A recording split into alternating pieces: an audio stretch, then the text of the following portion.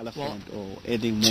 To change the subject totally, I must just comment on something, and I tried my best to share it with all our Wild Earth family out around the world, and I hope it came out. But while you were on drive with Mateo, you had, I believe it was Tingana. It may have been Tingana.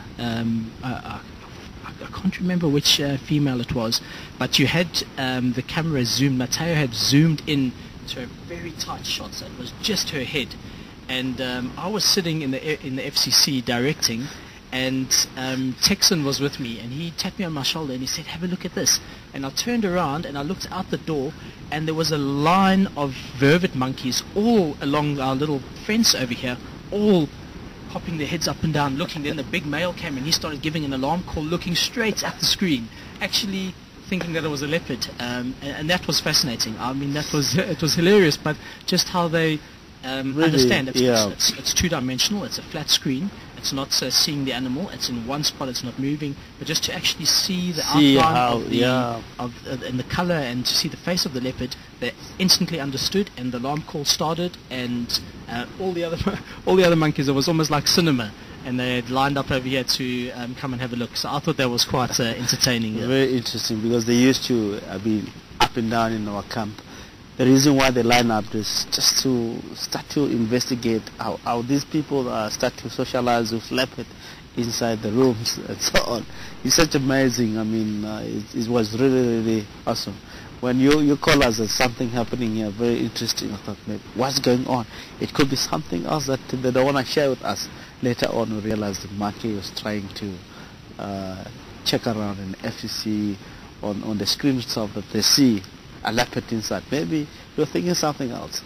Yeah, no, it is. There's been some interesting animal behavior around the camp, and I think Mateo very, very casually glanced off the situation with the hyena. He just briefly mentioned it, but actually it was quite a bizarre situation. It was quite late at night, maybe 11 at night, and I was in bed fast asleep, and I woke up to what I understood as the call of a person being attacked by a wild animal.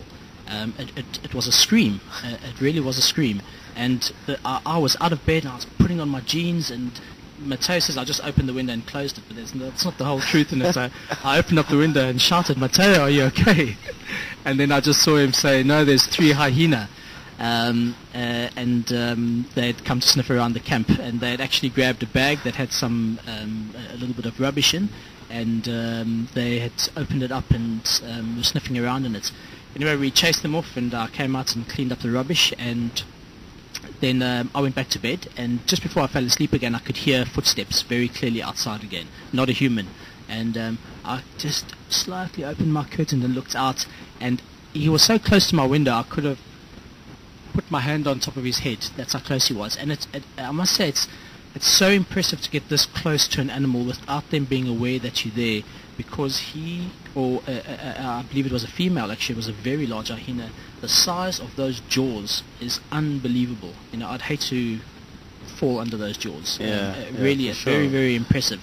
Anyway, just one little flick on the window, and they all scuttle off again. But it's very important for us to make sure that they don't make it a habit to come and investigate around the camp.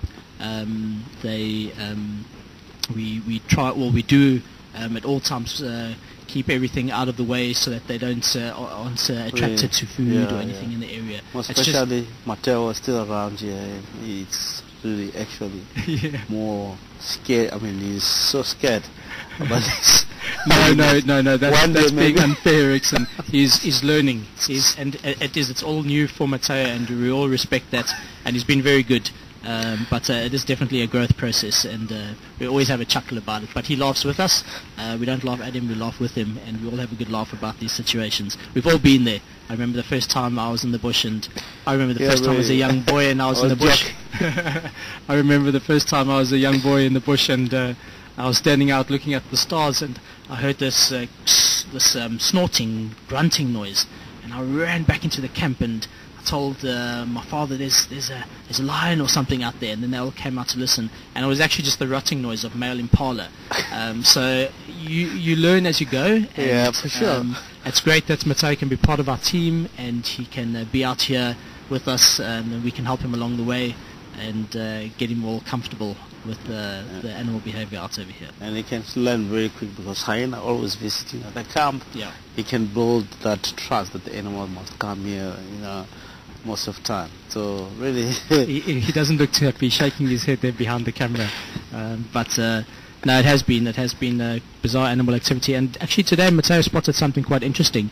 And we have it as we did broadcast it quite a while ago, maybe 2 months ago, of where we keep our food in our kitchen area, and that we actually have the door has to remain closed. The vervet monkeys are very quick. If the door's left open for 5 seconds and there's no one inside there, they'll be inside and grab an avocado or banana or anything they can get their hands on. And we've designed a little latch that goes on it, and have to actually thread a piece of wire to stop that latch from opening.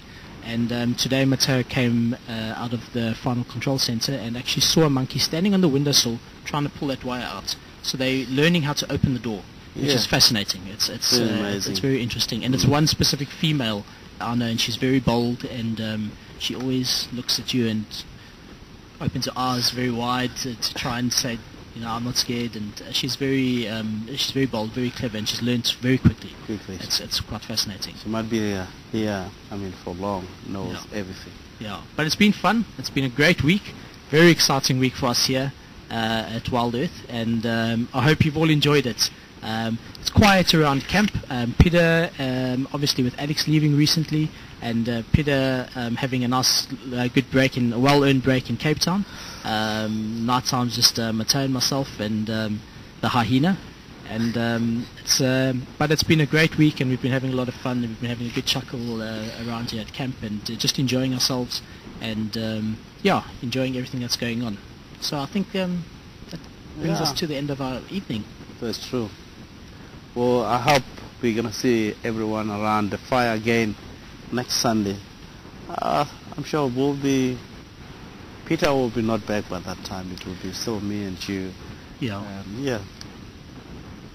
So let's, I'd just like to say thanks very much for joining us around our fireside chat.